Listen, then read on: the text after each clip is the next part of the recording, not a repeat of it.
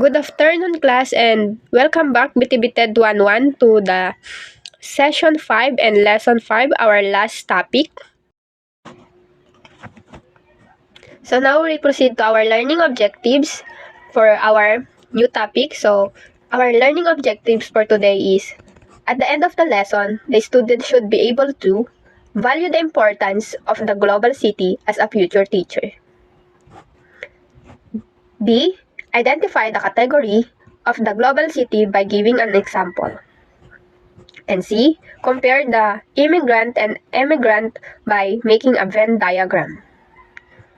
And lastly, define the global city in using one word. So, global city. It is an urban center that enjoy significant and competitive advantage and that serve as a hub within a globalized economic system. So, meaning, a global city is a city that has significant influence on the global economic, cultural, and political landscape, also known as a powerful city, world city, alpha city, or world center. It's a city that serves as a primary node in the global economic network. Example is our city, the Manila, and also the New York and Japan. So, did you know Miss Sassen? Saskia Sassen is a Dutch-American sociologist noted for her analysis of globalizations and international human immigration. She is a professor of sociology at Columbia University in New York City and the London School of Economics. And also, according to the research, Saskia Sassen is a professor and she is a famous researcher of a large city such as her home city of New York. Also, she studies cities immigrations and state in the world economic. And also, with equality, gendering, and digitalization's 3K syllabus running through her work. So, this is Miss Sassen. So now, we proceed to the categorizations of global city. So, we have 4 categorizations of global city. So the first is first tier city. So in the pictures we have 3 pictures of cities. So the London, New York, and Tokyo. So this is considered as first tier world city because they are global centered of culture, economic, and politics and have disproportionately massive influence on the global population. So first tier city is the first tier city because of the this city is biggest city and rich city, and also this is a industrialized city. So this is the first tier city. So now we proceed to the second categorizations of global city. So this is a second tier city. They have 5 cities belongs to the second tier. So, the Miami, Los Angeles, Frankfurt, Amsterdam, and Singapore. So, there are the 5 cities belong to the second tier. Second tiers means cities that are identified as a part of smart city missions. So, this is called second tier city because this is a city's real estate market under the first tier city. So now we proceed to the third category. So the third tier city. So we have 9 pictures of cities belong to the third tier. So the first is Paris, Zurich, Bangkok, Taipei, Madrid, Seoul, Sydney, Sao Paulo, and Mexico. So there are the 9 pictures of the cities belong to the third tier. So this is third tier because the cities that populations and economic growth have recently been significant in the smaller cities. So there are the smaller cities that belong to the third tier city. So we proceed to the last. So in our last categorizations of global city, the fourth year. So we have a three pictures of cities belongs to the fourth year. So first is Hong Kong, Japan, and China. So fourth year city because this is a city are located into the rural and remote areas of and typically not connected to the part of country. So this is the fourth tier city. So now we proceed to the negative impact of cosmopolitan population. So we have a 6 negative impact of cosmopolitan. So first is surging pricing of real affordability per state falling housing. And second, hypermobility. And third, long working hour. And fourth, competitive and precarious labor of market. And fifth, congestions, long commuting hour. And lastly is crime incidents. So there are the negative impact of cosmopolitan populations. So we proceed to the next slide. Why are the global cities important? According to the text attached to the PPT, global cities are important node in the global economic. They often have a disproportionately impact on the national and international politics. So means cities have historically been driven for the growth. Development, they act as a connectors in the global network, providing the path that facilitate global flows. So this is the importance of the global cities. So now we proceed to the global demography. So global demography is the study of the worldwide populations rather than the populations of the specific countries, regions, or city. From the word demo, it is the people. And the graphy is the measurement of the people or the populations of the people. So the global demography is the statistical study of human populations.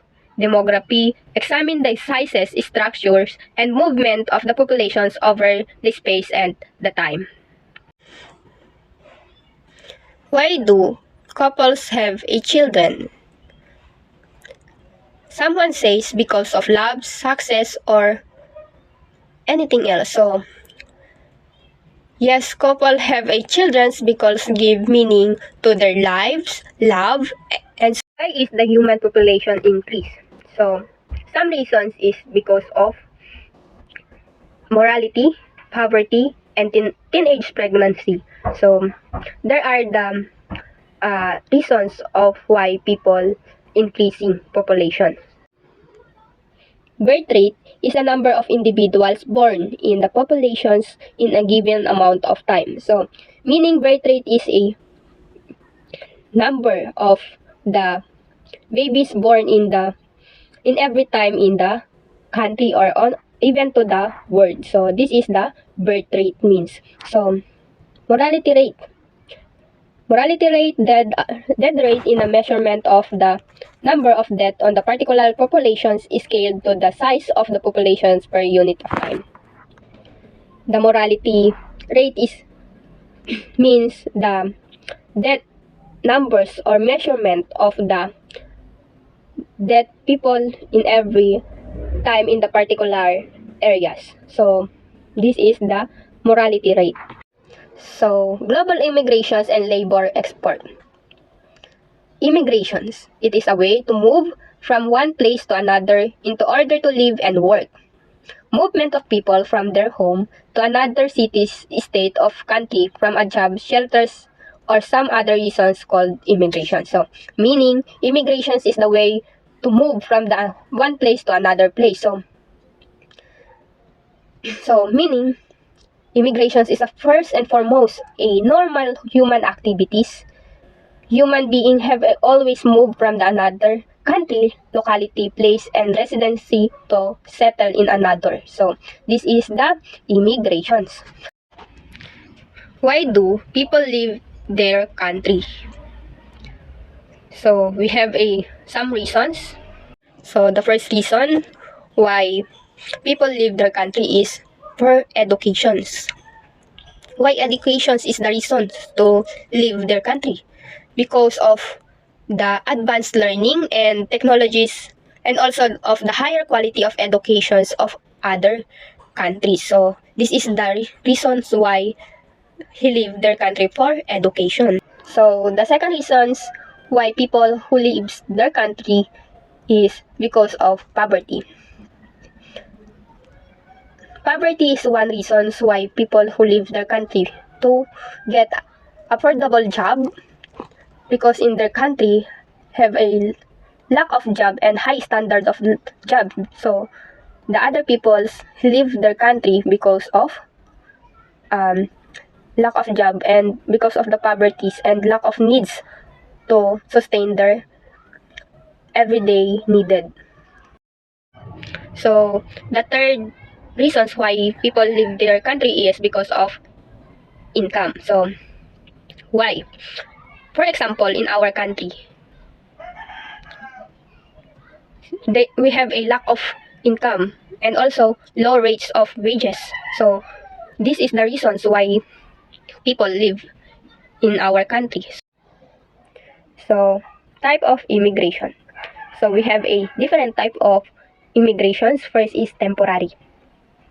Temporary is a immigrations to a country that is not intended to be permanent for specified and limit period of time and usually undertaken for a specific purpose. The example of temporary is seasonal work permit or the vacation permit. So the second type of immigrations is highly skilled and businesses. So highly skilled and businesses immigrant professionals who move within internal labor market of transitional corporations and international organizations. So this is the high skilled businesses. For examples of high skilled businesses is the people who migrant with the professional skills and degree. Third is irregular. Irregular migrations can be defined as a migratory movement that takes place outside the regulatory frameworks of origins, transit, and destinations of country. So, for example, is escaping conflict and persecutions in their countries. They're seeking protection in another country. So, some example is the people who not regular to the country, just like the OFW suffering ay TNT situations. Fourth is forced migrant. Forced migrant is the voluntary movement of people who fears of harm or death. For examples is in the Israel. Peoples who live in Israel needs to evacuate in another country because of wars. This is the examples of forced migrant. And last type of migrations is return migrant. So return migrant is a movement of persons going for a host country back to a country of origin, country of nationality, or usually residents, usually after spending a significant period of time in the host country, whether voluntary or force assisted or spontaneous. So the example of this type of migrations is the people who came back to their own country, just like a OFW. So this is the example of return migrant. So now we proceed to the generalization. What did you learn in migration? And as a future educator, how can you appreciate the value of the global city? So that's all for today class. So wait for sir for the announcement for your activities and assignments. So thank you.